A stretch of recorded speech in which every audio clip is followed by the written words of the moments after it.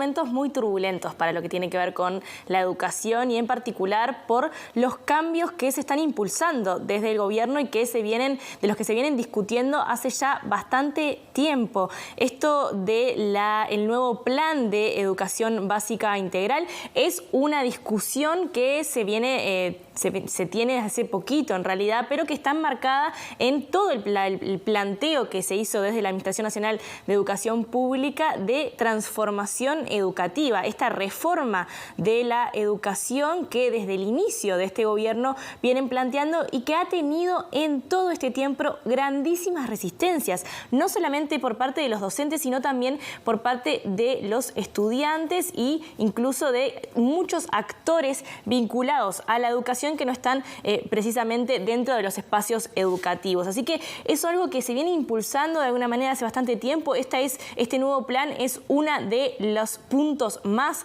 de esta transformación educativa, pero ya comienza con determinadas resistencias. Bueno, ¿por qué se propone el cambio, Julieta?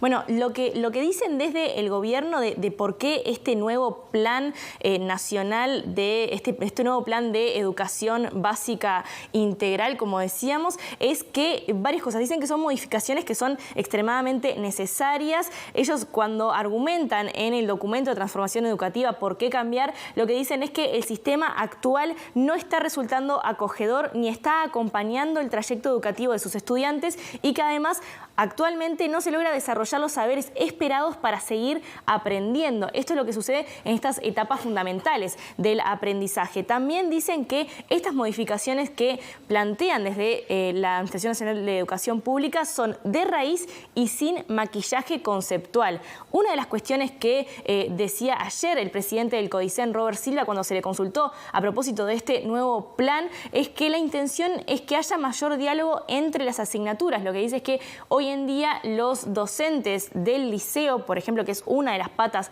de este cambio, solamente se preocupan por su propia materia y que esto lo que va a llevar es a dialogar más entre las asignaturas y también a otros diálogos. Vamos a escuchar lo que decía Robert Silva. El séptimo, el octavo y noveno habla de eso, habla de una continuidad.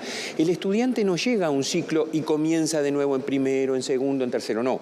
Ingresa en primaria y continúa, pero van a ir en séptimo a los liceos y a las UTU que ya existen, van a vestir los uniformes que corresponden a ese tercer ciclo educativo de la educación básica integrada y además lo que sí va a existir es lo que ahora muchas veces no existe, que es el diálogo pedagógico, el diálogo entre el estudiante que termina sexto y que va a comenzar séptimo, en donde, bueno, ahora va a tener 9 asignaturas, pero vamos a propiciar que en sexto se trabajen por áreas, ciencias naturales, ciencias sociales, la matemática, la lengua, y que exista un mucho mayor diálogo en ese tránsito entre pasar de la escuela primaria al liceo o a la UTU, que reitero, siguen estando las administraciones correspondientes, hemos cambiado la identificación de los grados junto con criterios sustantivos importantes para acompañar a nuestros estudiantes, para que no abandonen y para que aprendan.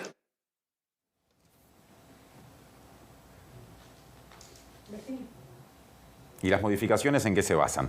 Bueno, vamos ahora sí a meternos de lleno en lo que se plantea, que lo que tenemos con respecto a este plan de educación básica integrada en realidad es un informe preliminar. Todavía no hay algo sustancioso, algo que se presente. Además, tampoco, es válido decir, tampoco está aprobado. Es una propuesta que se hizo desde la ANEP y que debe discutirse dentro de la propia ANEP y también con las asambleas técnico-docentes. Pero sí vamos a pasar a compartirles en pantalla dos de los principales cambios que envuelve este plan, como decíamos, este plan de educación básica integrada. El primero tiene que ver con una de las cuestiones más debatidas dentro de la transformación educativa planteada por el gobierno, que tiene que ver con la modificación del marco curricular nacional. Esto lo que hace es estructurar, ellos hablan de columna vertebral de la educación, estructurar lo que plantea la educación pública en dos grandes dominios, como estamos viendo aquí en pantalla. pantalla.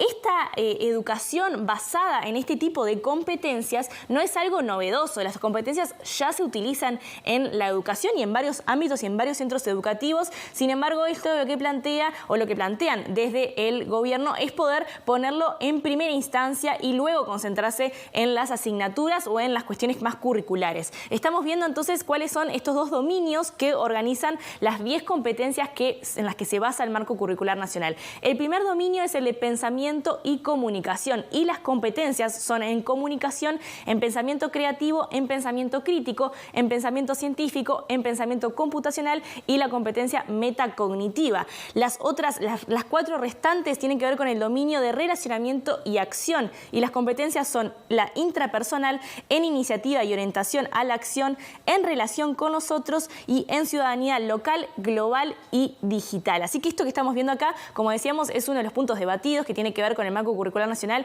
Es algo que además ya se conocía desde hace un tiempo, no es tan nuevo como este plan, esta estructura en términos educativos, pero que también ya ha recibido varias críticas por parte de docentes porque entienden que no se mete con el fondo de la cuestión educativa. Ahora sí vamos a pasar a ver lo más novedoso, lo que tiene que ver con el Plan de Educación Básica Integrada y esta estructura que se divide, se presenta desde la Administración Nacional de Educación Pública de esta manera.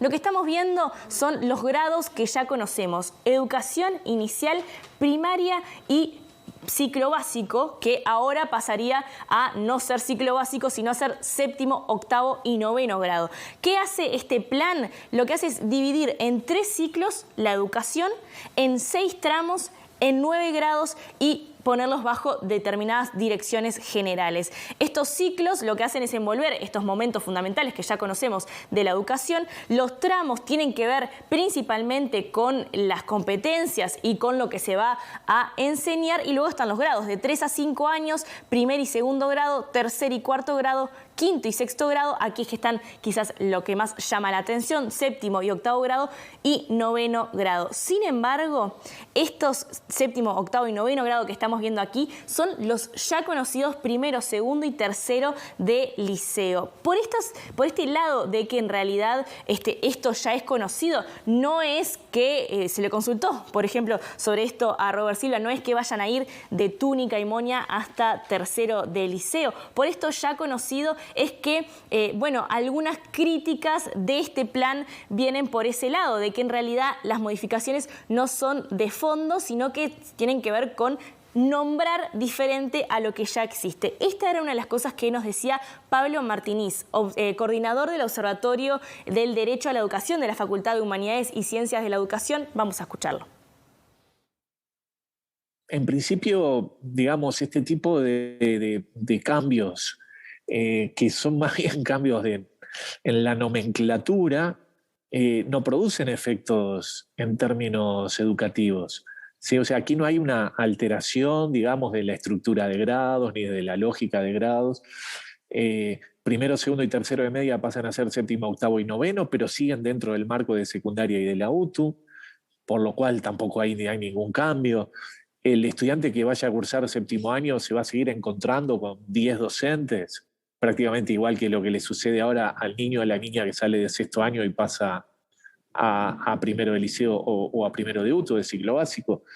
Entonces, en principio, este tipo de ajustes en la nomenclatura, a priori uno no tiene por qué suponer que producen algún efecto, más allá del efecto de algún modo plantear que, se están produciendo cambios, pero no parece nada sustantivo realmente. Es muy deseable que esa interfase entre primaria y media se procese del modo más amigable posible para los y las estudiantes. Y ese diálogo pedagógico sería ciertamente bienvenido.